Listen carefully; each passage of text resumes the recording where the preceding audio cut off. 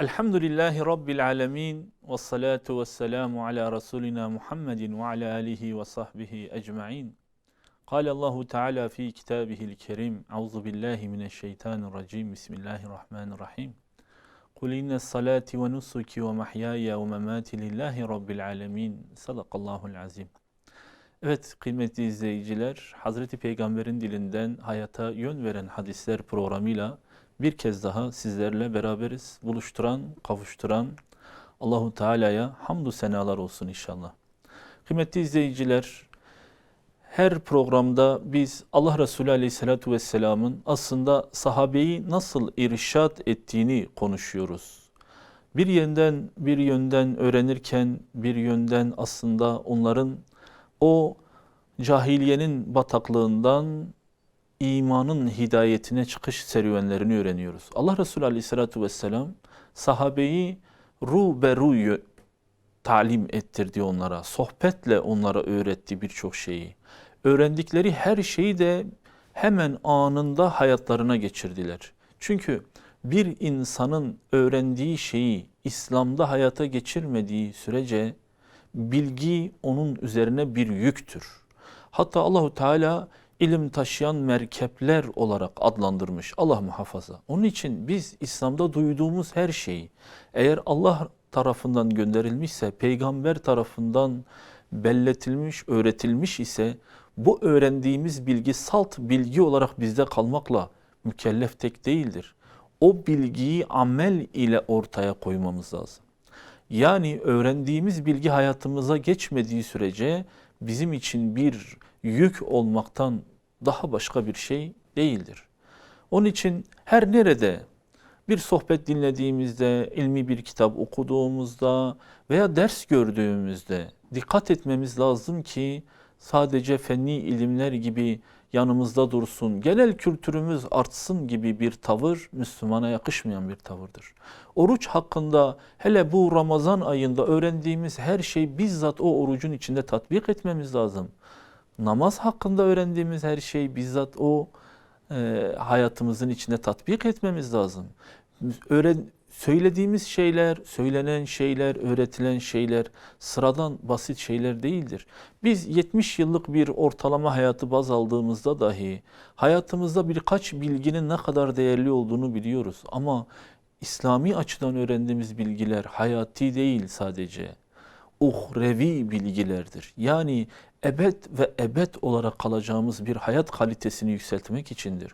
Bir insan dünya hayatını düzeltmek için, dünya hayat kalitesini daha iyi seviyeye getirmek için ilkokuldan ortaokula, liseye, üniversiteye, doktorasından bütün şeylerini baz aldığımızda 20 yıllık bir ilmi serüvenden bahsedilir. Ve bu 70 yıllık bir hayat içindir. 1/3'ine neredeyse denk gelir. Ama bizim söylediğimiz bu bilgiler bizzat ahiret hayatını ilgilendiriyor ve sadece bilmekle alakalı bir eylem değildir. Eylem fiile tatbike dökmekle, eylemle ortaya koymakla alakalı bilgilerdir. Onun için her ne söylersek söyleyelim, önce biz ve sonra duyan herkes onu yapmakla mükelleftir. Allahu Teala bilgiyi içselleştirmeyi, hayatımıza tatbik etmeyi nasip eylesin inşallah. Bazen biz insanoğlunun farklı meziyetleri vardır. Mesela okyanuslar geçeriz de küçük bir gölde boğuluruz. Bazen hayat serüvenimiz içinde öyle güzel işler ortaya koyarız da en basit bir işte bütün yapmamamız gereken eylemleri yerine getiririz. Aslında hayat dediğimiz olgu ahiret için de aynı şeyler konuşabiliriz. Mesela bazen bir Müslüman en ağır musibetleri geçer, en ağır imtihanları geçer. Ancak bir de bakarsın diline hakim olamaz, eline hakim olamaz. Olamadığı için, eline ve diline, beline hakim olamadığı için en basit eylemlerden ötürü ahiret hayatını berbat eder. Hani hatırlayın, dilinize sahip çıkın, diliniz sizi cehenneme götürmesin gibi hayati bir kural var önümüzde. Onun için mesela bazen basit söylemlerle bile biz yaptığımız onca iyi şeyi berbat ederiz. Hucurat suresi indiğinde bir sahabinin Allah Resulü Aleyhisselatü Vesselam'a yüksek sesle konuşmasından ötürü Allah Azze ve Celle hemen olaya müdahale etmişti. Amellerinizi, hayırlı amellerinizi zayi etmeyin demişti. Niye? Peygambere yüksek sesle konuşmaktan ötürü. Yani bizim aslında küçük saygısızlıklarımız büyük sonuçlar doğuruyor. Çünkü Allah indinde bizim küçük gördüğümüz bazı şeyler çok büyük bir tahribat yaratıyor uhrevi hayatımızda. İşte bugün de o küçük olarak gördüğümüz ancak uhrevi hayatımızda büyük tahribatlar yaratan, oluşturan bir mevzudan konuşacağız. Nedir o? Hocalarımızın da defaatle dile getirdiği ve üstüne basa basa konuştuğu kul hakkından konuşacağız. Ve Allah Resulü Aleyhisselatü Vesselam'ın sahabeyi bu konuda irşad ettiği birkaç tane hadisi burada dillendireceğiz. Ne demek kul hakkı? Aslında kul hakkı dediğimizde hemen bizim literatürümüzde, bizim beyin hücrelerimiz bir insana verdiği 1 lirayı 1 dinarı haksız yere elde etmesi olarak anlıyoruz. Ama kavram böyle kalıpsal bir kavram değildir. Çok geniş bir kavramdır. Yani birinin kalbini kırmamız bir kul hakkıdır. Birine azarlamamız bir kul hakkıdır. Hani hatırlayın, birinin gıybetini yapmamız kul hakkıdır. Birinin dedikodusunu yapmamız kul hakkıdır. İstemediği bir isimle onu adlandırmamız kul hakkıdır. Onun vücudundaki bir eksikle alay etmemiz kul hakkıdır. Uzatın uzatabildiğiniz kadar. Hani küçük meselelerden konuşuyoruz.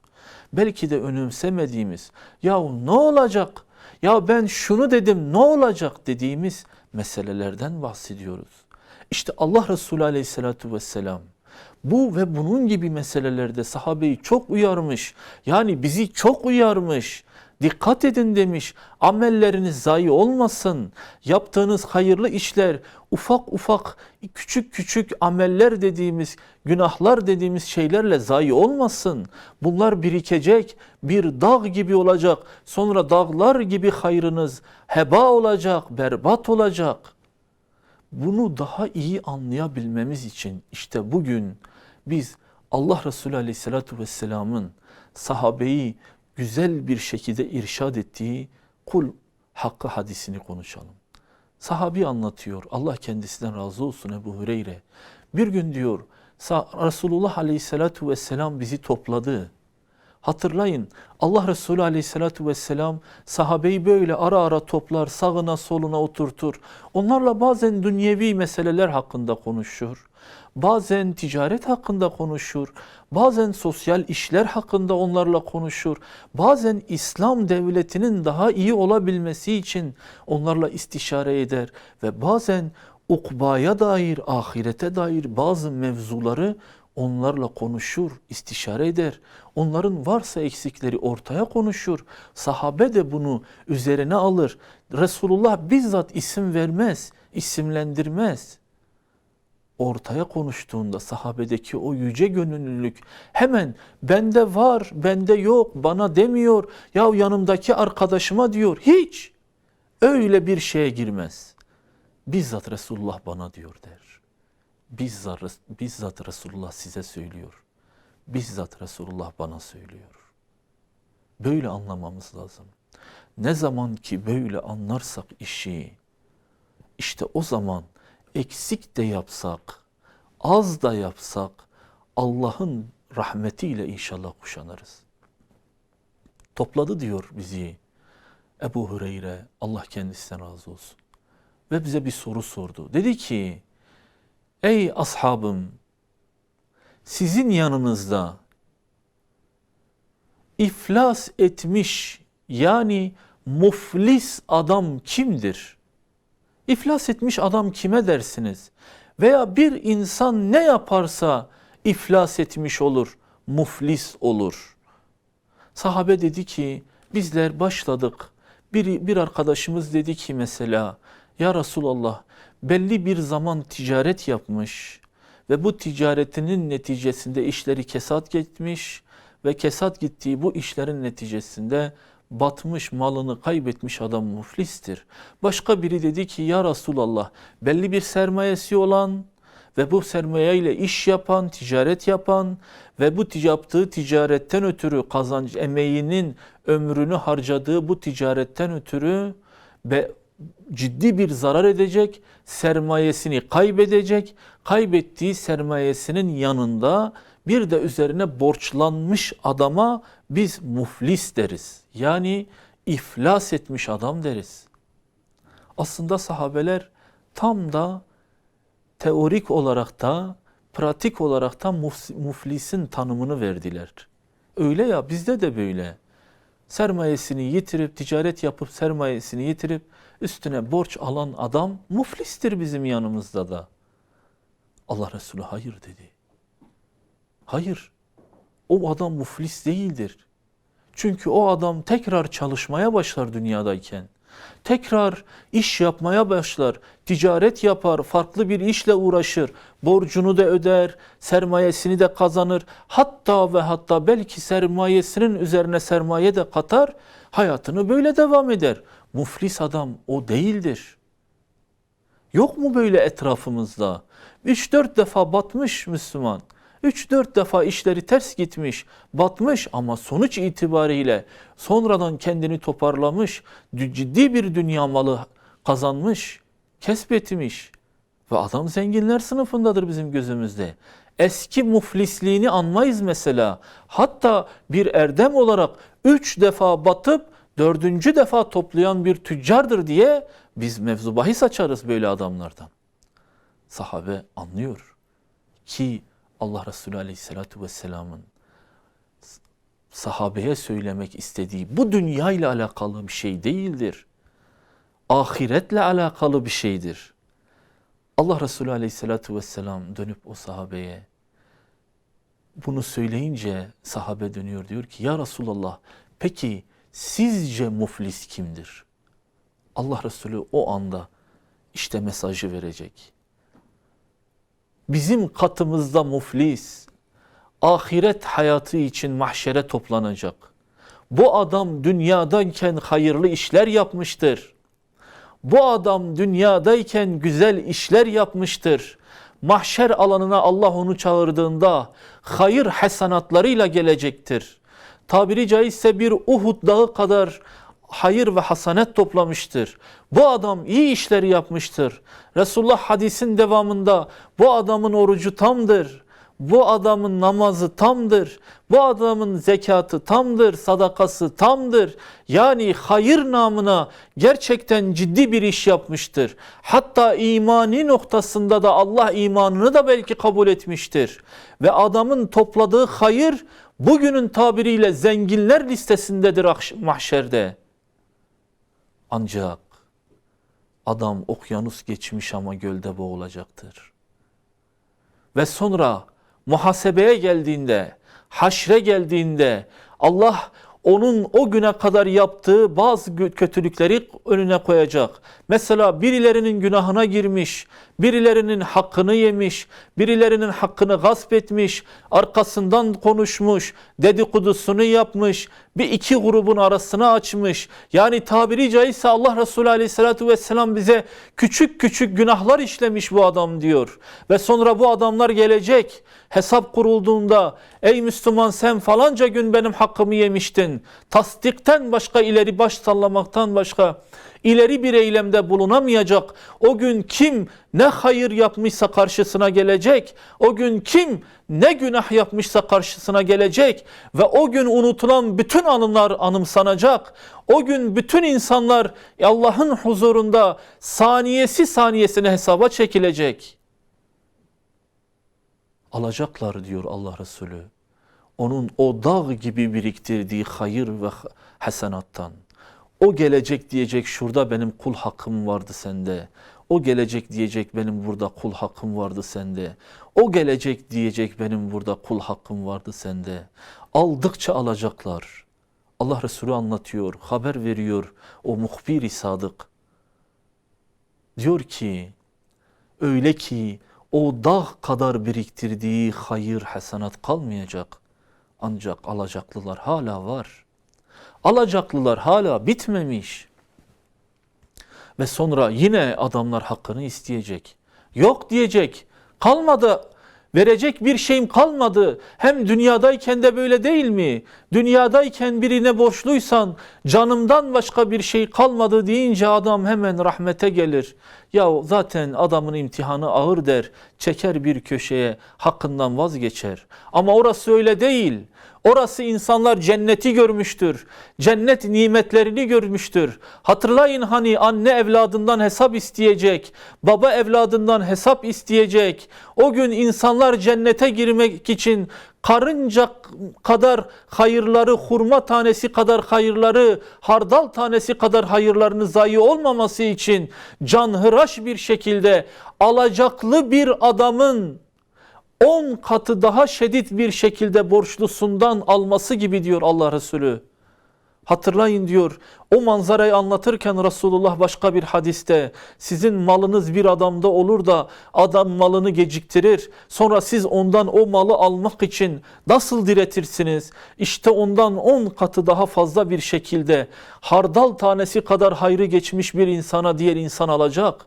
Adam diyecek ki yok bir şey kalmadı. Allah Resulü diyecek ki işte o adamlar diyecek ki ya Rabbi bu adamdan alacak hayrımız kalmadı. O zaman günahlarımızı bu adama yükle. Dehşet bir manzara.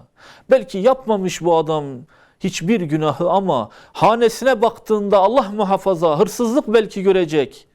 Allah muhafaza belki namaz kılmama cezası görecek. Allah muhafaza belki faiz görecek. Belki zina görecek. Bütün kebairi belki ve diğer bütün kötü günahları sayın. Adam o güne kadar onları işlemediği halde ve belki onlara maruz kalacak. Uhud dağı kadar biriktirdiği hayır, Uhud dağı kadar günahla karşısına gelecek. Ve adam o günahın hesabıyla Allah'ın huzuruna çıkacak. Allah Resulü Aleyhisselatü Vesselam işte muflis kimdir biliyor musunuz? Tam da bu adamdır. Dünyada olsa bu adam çalışır. Daha hayat defteri kapanmadığı için, daha ecel ona yaklaşmadığı için o adam çalışır, belki kendini zengin eder. Ama mahşerde öyle bir manzara yok. Tekrar namaz kılayım, tekrar Allah'a itaat edeyim, tövbe edeyim, istiğfarda bulunayım, Allah'a yalvarayım, bunların hakkını ödeyeyim gibi bir manzara yok. O adam o halde cehenneme gider. İşte muflis, iflas eden adam odur. Kıymetli Müslümanlar, uzatayım mı, daha açayım mı bilmiyorum. Ama Allah Resulü aslında hadisi net söyledi. Belki de işin illeti burasıydı. Bakın burada hataların telafisi var. Haksızlık etmişseniz bir insana telafisi var. Birinin hakkını yemişseniz telafisi var. Dönün Rabbinize, döndükten sonra o kulun hakkını verin.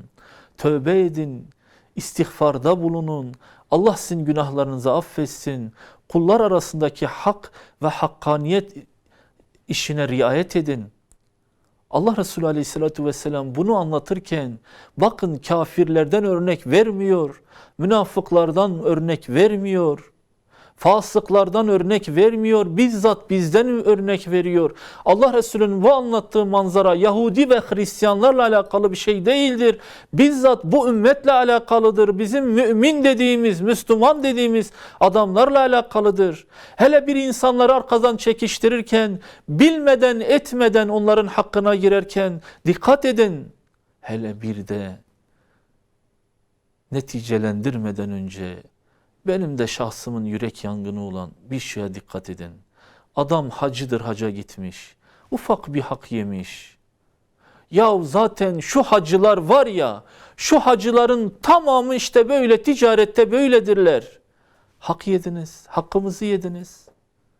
O bir adam üzerinden bütün hacıların günahını yediniz. Hakkını yediniz, haberiniz olsun. Ya şu hacılar var ya, hepsi işte şöyle kadına karşı nefisleri incedir.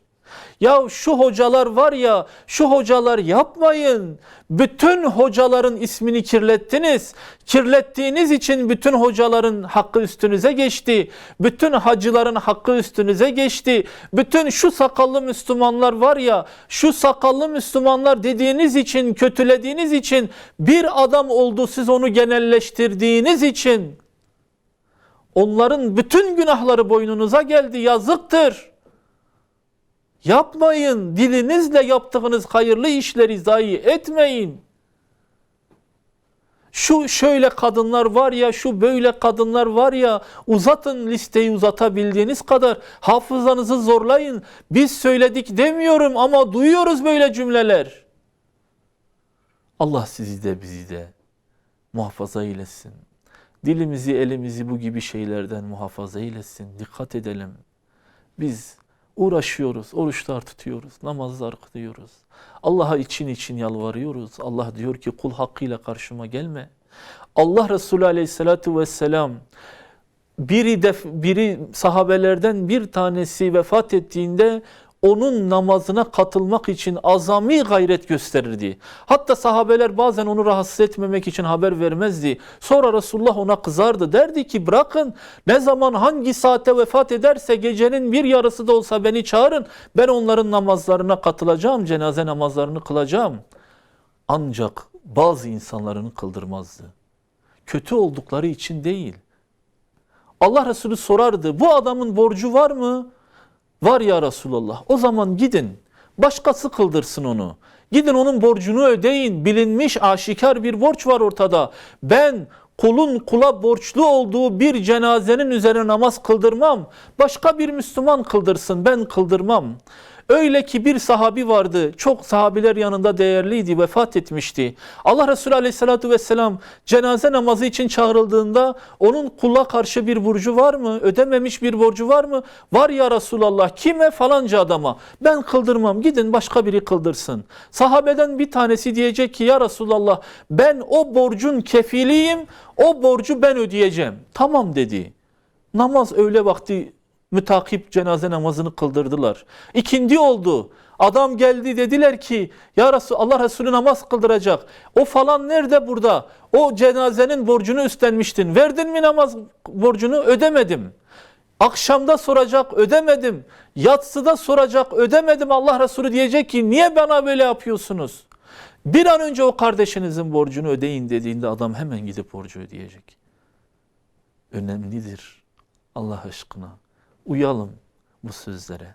Sözü de fazla uzatmaya gerek yok. Hepinizi Allah'a emanet ediyorum. Esselamu Aleyküm ve Rahmetullahi ve Berekatuhu.